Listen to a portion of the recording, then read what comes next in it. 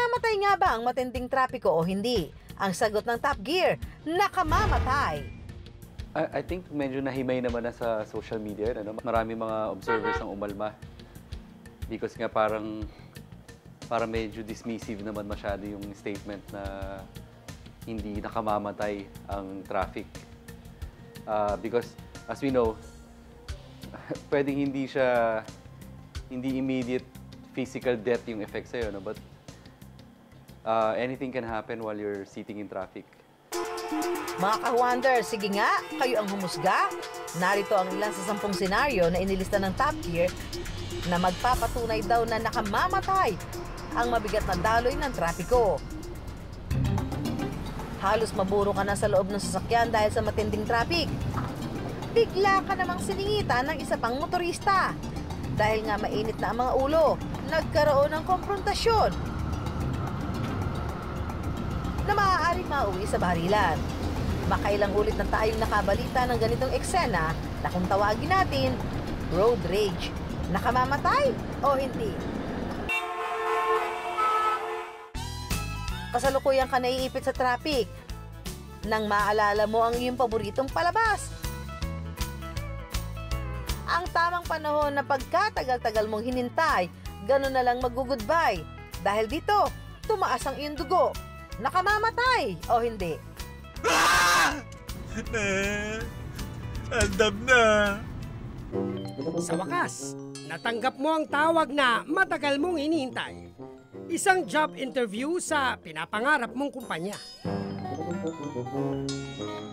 Ang problema, ipit ka sa mabigat na daloy ng sasakyan. Pawasan ko na buhay ko.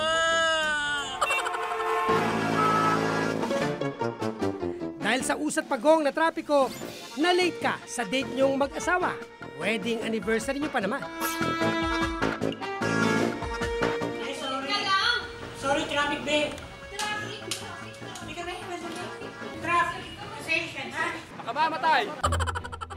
Maaring para sa ilan, nakakatawa ang mga eksenang ito. Pero ang isang ito, literal na matter of life and death. Masaya kang kumakain sa isang restaurant kasama ang iyong ama nang bigla siyang atakihin sa puso. Hangad mo siyang maitakbo sa pinakamalapit na ospital. Ang problema, buhol-buhol ang sasakyan sa kalsada. Aabot pa kaya ang naghihingalong pasyente? Ganito raw ang nararanasan ng kaibigan ni Twitter user Petix Mode o Badet Cardona. Binawian ng buhay ang ina ng kanyang kaibigan matapos maipit sa mabigat na trapiko ang ambulansyang maghahatid sana sa kanya sa ospital. Tumanggi siyang ibigay ang iba pang mga detalye bilang respeto sa pamilya ng namayapa.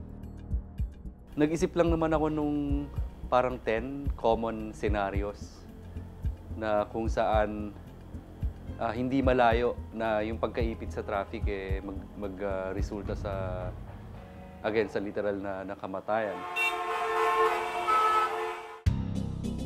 Kung tutuusin, ayon sa grupo ng mga doktor mula sa Clean Air Advocates of the Philippines, maaari naman daw talagang magdulot ng banta sa kalusugan ang madalas na pagkakaipit sa matinding traffic.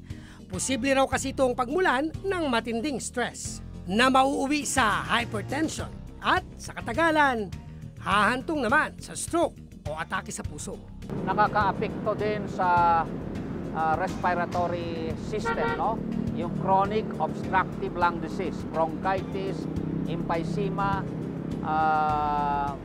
asthma, at saka lung cancer. Pero I wonder, hanggang kailan pa kaya titiisin ni Juan ang problema sa daloy ng mga sasakyan?